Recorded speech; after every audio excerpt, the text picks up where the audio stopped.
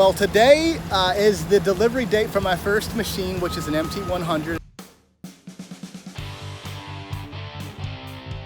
My name is Christopher Smith. I'm the owner at Holland Install Landscaping.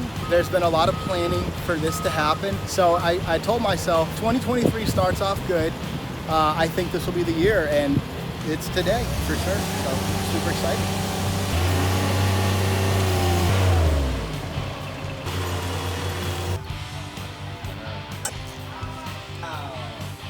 That's what we're also checking for, making sure filters are clean.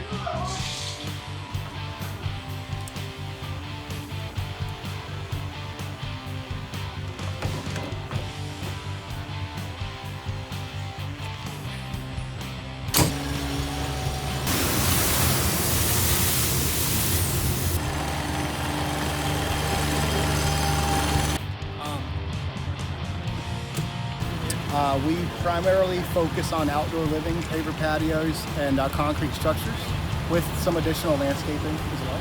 We are heavy use on our machinery, so lifting, scooping, moving things around, staging material, pretty much everything that it can be used for, we will use it for sure. Where it's not much, we're not going to use it for.